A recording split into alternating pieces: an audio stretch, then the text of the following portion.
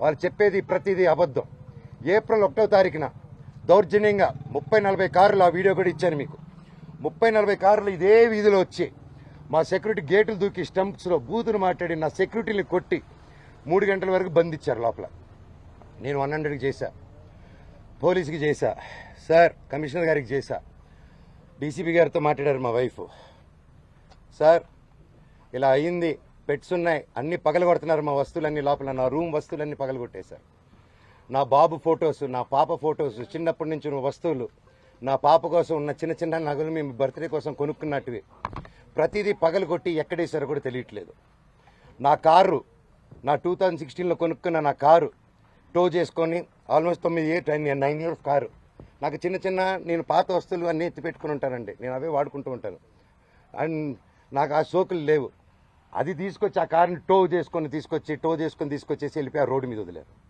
నా మా wife car mini Cooper, దాన్ని టో చేసుకొని తీసుకొచ్చి ఆ గ్రౌండ్లో వదిలేరు. ఆ గ్రౌండ్లో వదిలి అక్కడ కర్చీఫ్లు కట్టుకొని రౌడీ షీటర్లు అందరూ దిగి దగ్గరుండి దాన్ని టో చేసుకొని మళ్ళీ తీసుకెళ్ళి అక్కడ వదిలేరు. ఇవన్నీ గురువారెడ్డి గారికి, అవునా ఇంత గలీజ్గా ఎందుకు చేస్తున్నారు, ఇది బాగాలేదు మనోజ్ గారు అని చెప్పి సీఏ గారు చాలా ఫీల్ అవుతున్నారు, కానీ యాక్షన్ తీసుకోలేదు. నేను వెళ్ళండి సార్ మా వాళ్ళు అన్నారంటే ఇంటికి వెళ్ళారు. ఇంటికి వెళ్ళి మా సెక్యూరిటీ ఎక్కడని చూశారు, వచ్చేసారు. సెక్యూరిటీ ఏమేస్తంటే నేను వెళ్ళి అడిగాను, వాళ్ళు ఎవరు లేరంటున్నారు మనోజ్ గారు అన్నారు. సార్ నా ఇంట్లో అంతమంది దూరిపోయి అంత 5 ఎకరాలు అక్కడ ఉండే 3 acres ఇంట్లో మీరు అక్కడ లేదు అంటే ఎలా సార్, మీరు వెతికారంటే నాకు చేశారా సార్ అంటే అది లేదన్నారు. అక్కడ లేరు మనోజ్ గారు, నేను ప్రొటెక్ట్ చేస్తా అన్నారు. ఇది పొద్దునైంది.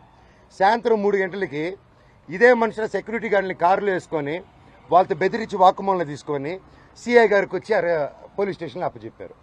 ఇప్పుడు పొద్దున అదే సిఐ గారు అక్కడ ఎవరు లేరన్నారు. ఇప్పుడు తిరిగి అప్పచెప్పారు. సార్ మీకే ఇది చేశారు కదా, మీరే నాకు అఫీషియల్గా చెప్పినారు, కేసు కట్టండి సార్ అంటే కట్టట్లేదు. పోనీ వాళ్ళిద్దరు సెక్యూరిటీలు సార్ మమ్మల్ని కొట్టారని కేసు పెడుతుంటే వాళ్ళు కేసు తీసుకోవట్లేదు. ఆ నోట్ చేసుకుని ఎఫ్ఐఆర్ చేయాలంటే ఇదంతా నేను పై వాళ్ళతో మాట్లాడాలి, నేను నాకు రైట్ లేదు అంటున్నాడు. పోనీ నేను జైపూర్ నుంచి ఒక పక్క పాప బర్త్డే సెలబ్రేట్ చేసుకుంటూ జైపూర్ నుంచి మెయిల్ పెట్టాను, సార్ ఇలా జరుగుతుంది, గివ్ ప్రొటెక్షన్, కనీసం నా పెట్స్కి ఏం చేయకుండా చూడండి అనేసి యాజ్ సింపుల్గా నేను పెట్టాను. దానికి కలెక్టరేట్కి పెట్టాను, అందరికీ పెట్టాను. పెడితే నో రిప్లై. దానికి నేను డిజిటల్ సిగ్నేచర్ చేసి పంపించాను, నో రిప్లై. ఇవంతా చల్లవు అని చెప్పి సీఏ గారు చెప్పారు. పోనీ కంప్లైంట్ వచ్చింది కదా సార్, యాక్షన్ తీసుకుంటే లేదు. సరే నేను ఊరి నుంచి వచ్చాను,